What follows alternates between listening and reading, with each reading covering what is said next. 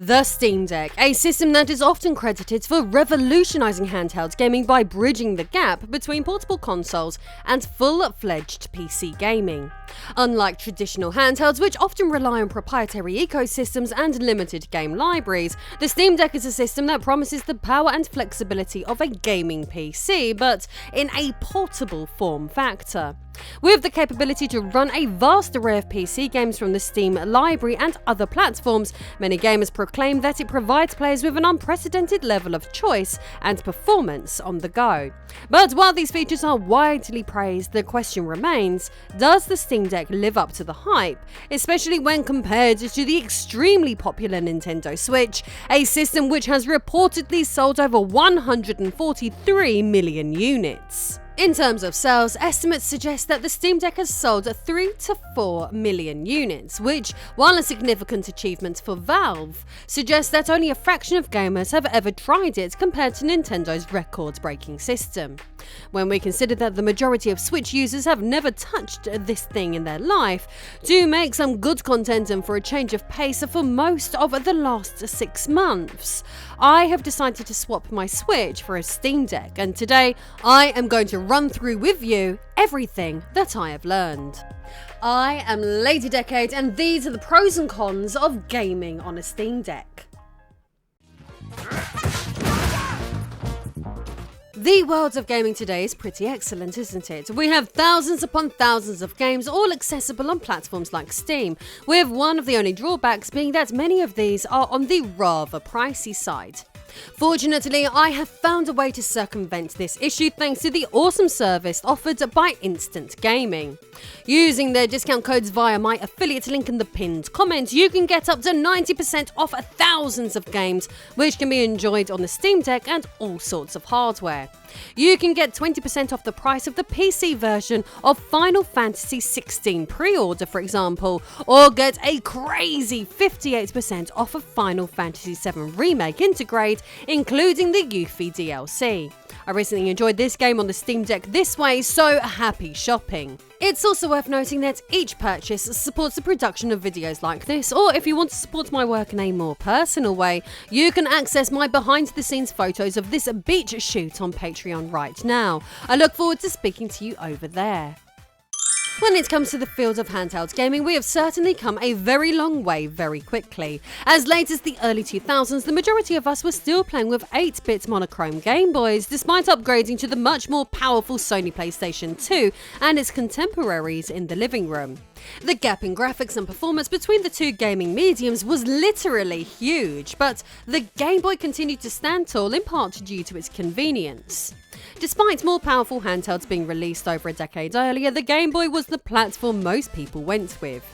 The Game Boy's convenience stemmed from its blend of portability, long battery life and affordability, making it an instant hit when it was released in 1989. Its compact, durable design allowed users to carry it easily, while its efficient use of power, thanks to a monochrome LCD screen, provided up to 30 hours of gameplay on 4 AA batteries. An impressive feat for the time. A large library of popular games like Tetris and Pokemon supported it. Additionally, features like the link cable for multiplayer gaming, combined with its affordable price and a strong global marketing, helped the Game Boy appeal to a wide audience, establishing it as a cultural icon and setting the standard for portable gaming. To this very day, most of the features that made the Game Boy as popular as it was are just as relevant for handheld gaming right now, and in fact many of the attributes that have made the Nintendo Switch a success are all commonalities that are shared with the Game Boy. These of course include convenience, portability and a huge library of high quality games. While the Switch bridged the gap closer between what the Game Boy and home consoles of its time were capable of, there is an increasingly bigger gap in size and scope between what can be experienced on the Switch and, say, what can be found on the PS5, Xbox Series X, and more poignantly today, the PC. While the Switch is falling increasingly behind what can be enjoyed at home on other hardware, the Steam Deck is much more powerful than the Nintendo Switch, and these differences clearly show in several key areas. First, let's talk about the brain of these devices, the CPU. The Steam Deck uses a more advanced processor that can handle tasks faster and more efficiently than the one within the Nintendo Switch. This means that the Steam Deck can run more complex games and applications without slowing down as much.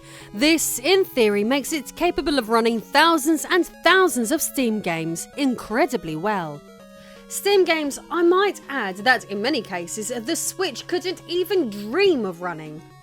Next, there is the GPU, which is responsible for the graphics. The Steam Deck's graphics chip is much more capable than the one in the Nintendo Switch. This allows the Steam Deck to display better graphics, making games look more detailed and run more smoothly, especially when compared to the Switch. When it comes to the memory, the Steam Deck has 4 times as much RAM as the Nintendo Switch. RAM helps the device keep multiple things running at once without getting bogged down. With more and faster RAM, the Steam Deck can handle bigger games and more demanding tasks with ease. Building on its specs, storage is another area where the Steam Deck outshines the Switch. The Steam Deck not only offers more space for games and apps, but also uses a faster storage technology, which means games will load quicker on the Steam Deck. Overall, the Steam Deck is designed to be a more powerful and versatile device than the Nintendo Switch. It can run a wider range of games, including more demanding ones with better graphics and performance, making it a powerful gaming handheld. Still, if you have been gaming for a long time, particularly in the realm of handheld gaming, you might feel skeptical about owning a Steam Deck, as power has never meant everything, and instead, as outlined earlier, price, convenience and game libraries have often taken precedence. So let's compare how the deck stack up in these areas. In terms of price, being the more powerful system, purchasing a Steam Deck is significantly more expensive than owning a Nintendo Switch. In the UK, for example, the Steam store currently offers us a choice of 3 models, with them differing drastically in storage size, game refresh rate, battery life, type of screen and more. It's very much you get what you pay for, with the cheapest model with the LCD screen costing £349, with the most expensive one with the OLED screen costing £569. For transparency, I only own the cheapest model, so that's the one I will be directly comparing with the Switch throughout this video. According to the Nintendo website, the original Nintendo Switch, which also featured an LCD screen, currently retails for £199, so the basic model of the Steam Deck is 75% more expensive than the original Nintendo Switch. Still, really to get the most out of my Steam Deck, I needed to spend more than just the £349. As being a digital-only system, I wanted to have a decent selection of games available to play simultaneously on the hardware, and I needed to fork out for a micro SD card too. The 1TB of extra storage I purchased would cost me over £100, thus meaning I had to pay around £450 to begin making the Steam Deck truly practical on the go, pushing the price to well over twice as much as a Nintendo Switch, and that was just with the most basic model. Now, you might at this point be thinking, why fork out for a big micro SD card when you can just uninstall old games after you finish playing them and replace them with new ones? Well, while that is fine and dandy if you're at home and have a decent internet connection, such a process becomes a lot more problematic when you are gaming on the go. You know, the very purpose the Steam Deck was created for. Large chunks of this video today were filmed in Greece, a country with the worst internet speed in the entirety of the European Union, and being on the island of Crete for my stay, the signal over there is even more dire than on the mainland. Being on the go and knowing I would not have stable enough internet to download massive PC games, buying an SD card seemed like the only practical option when travelling with such a device, as it doesn't offer the convenience of physical media like the Nintendo Switch, for example. When it comes to the Steam Deck, you need always to be a little bit more prepared than with the Switch. This includes making sure you have all the right games you want installed before embarking on a long trip. However, while a digital library has its drawbacks, it certainly has more than its fair share of strengths too, which I want to talk about now. Like with pretty much any gaming device, its game library is one of the primary draws regarding the Steam Deck. Steam's library of games is often considered superior to other gaming platforms for several reasons. One of the most significant factors is the sheer volume and diversity of its offerings. Steam provides an extensive library with thousands of games ranging from blockbuster AAA titles to unique indie gems. This vast selection ensures that players of all preferences and skill levels can find something to enjoy, covering every genre from action and adventure to puzzle and simulation. The system, developed by Valve, supports a broad spectrum of these games through its Steam OS, a Linux-based operating system. The core of its compatibility features revolves around Proton, a compatibility layer that enables Windows games to run on Linux environments. Proton's continuous development has enhanced its efficiency, allowing many games to perform seamlessly on the Steam Deck. Through all of this, I've played huge games on the go you could never dream of on the Switch, such as Final Fantasy XV and Final Fantasy VII Remake as two examples. One minor drawback though is that unless you are already some sort of tech geek, you will find yourself having some teething issues with the Steam Deck, including with this Proton system. Without familiarising yourself with online tutorials, it will be likely that, like me, you'll attempt to run games only to discover some of them are mysteriously refusing to boot up. This is because you often have to get the right Proton enabled to allow for this in the first place. Once you know what you're doing, the process is extremely simple, but it's certainly not as pick up and play to boot up a game as, say, one found on the Nintendo Switch. At the end of the day, the Steam Deck is a sort of portable PC, so some processes require little more effort to action than with a traditional game console. Games on Steam are classified into various compatibility levels with the Steam Deck. Verified games often run flawlessly without any required adjustments. Playable games work but might need some tweaks or exhibit minor issues. Unsupported games have notable compatibility problems, and unknown represents games that haven't been tested yet. This system helps users understand what to expect before purchasing or downloading a game, but once again not as simple as buying a game for the Switch. Performance-wise, the Steam Deck is engineered to handle a diverse array of games, including demanding AAA titles, providing a satisfactory gaming experience on its 800p display. However, the actual game performance can vary depending on the specific game's requirements and the deck's hardware capabilities. The compatibility status of games is readily visible on Steam, tagged directly on the game's store page, which aids users in making informed decisions about their purchases.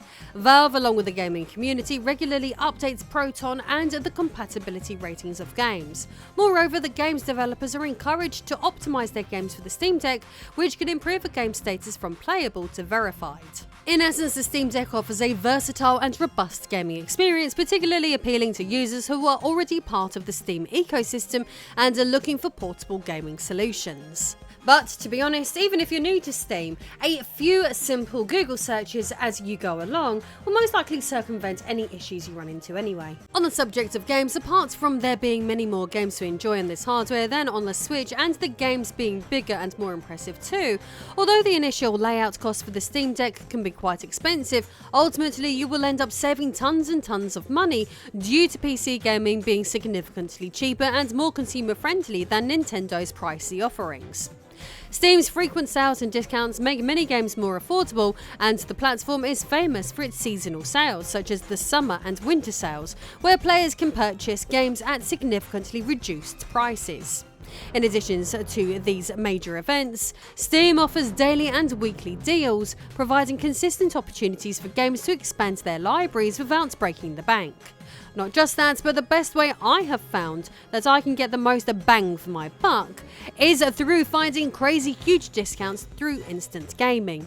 I believe this surfaces how I have acquired pretty much every game I have enjoyed on the Steam Deck so far, with up to 90% off discounts on thousands of games available.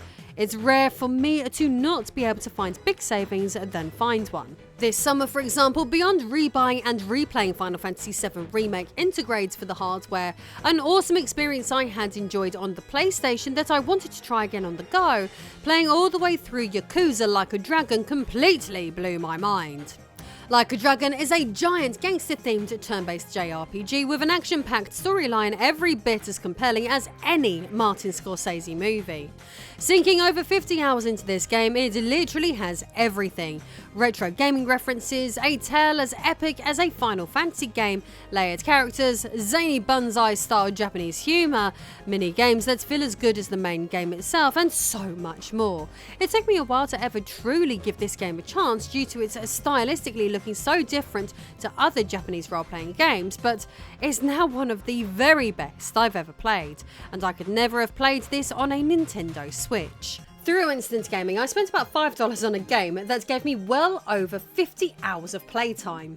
It's these sorts of savings that have made the Steam Deck all the more special for me, so check out my affiliate links down below as I have selected some of the favourites I have found. Happy shopping.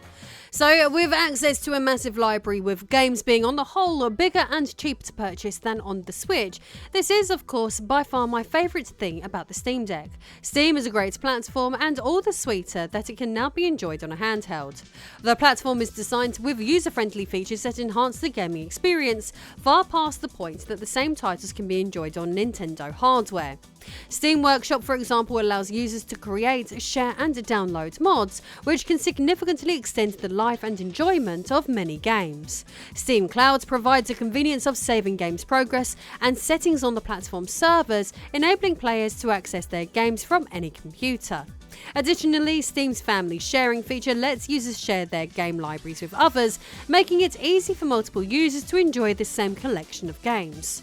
Social and community features are another area where Steam excels. The platform offers a robust community ecosystem where players can join groups, participate in forums, write reviews and share content. These features foster a vibrant and interactive environment, allowing gamers to connect and engage with others who share their interests. The platform's friends list, in-game chat and voice communication tools make it easy to play with friends and join multiplayer games. Regular updates and ongoing support from Valve, the company behind the platform, also drive Steam's success. Valve continually improves Steam with new features, enhancements and bug fixes, ensuring that it remains a cutting-edge platform for gamers. The platform's customer support has also seen improvements over the years, offering services like refunds, account recovery and troubleshooting to assist users. The introduction of the Steam Deck, a handheld gaming device, has further extended the versatility and appeal of Steam's ecosystem. Players can now access their Steam library on the go, integrating portable gaming with their existing game collections, which is a unique and attractive feature in the gaming world. The fact that I can now stand in the sea and play AAA video games just shows how far we've come. While most of what I've talked about today has all been fairly positive, one thing I think would only be fair to share with you all is a manufacturing issue I had with my unit, which, upon doing a little research, appears to be a common design flaw with Steam Decks. The Nintendo Switch's infamous Joy-Con drift issues are highly documented online, but since the Steam Deck has sold far fewer units, for the most part, from my experience at least, I only ever heard PC gaming fanboys standing for it. Just like the Joy-Con drift issue, Steam Decks also have a common flaw, and that's the fact that many of the power buttons stop working. Apparently you can send it back to Valve to fix, but for those impatient like myself, when I ran into this problem, I terrifyingly decided to do the repair myself. Following YouTube tutorials with zero tech background, I cautiously took the Steam Deck apart myself and inserted a small L-shaped piece of paper just beneath the power button. Since then, the system has been working flawlessly, but I had a horrifying experience in Greece where it wasn't working at all. Once again, this repair isn't difficult to perform, but it's still annoying and derails the pick up and play experience the device should arguably be offering. Speaking of minor gripes, and by no means a deal breaker, housing a lot of technology, the Steam Deck is bigger and bulkier than the Switch, making it heavier and feel a little less portable. With all this extra processing going on, it's cooled down somewhat by large internal fans. However, this doesn't prevent the Steam Deck from still at points getting incredibly hot to hold. But are any of these shortcomings enough to not bother with a Steam Deck? Well, in my opinion, certainly not. After spending around 6 months with the device, while I have experienced teething issues, ultimately I have never been able to think of the Nintendo Switch the same again.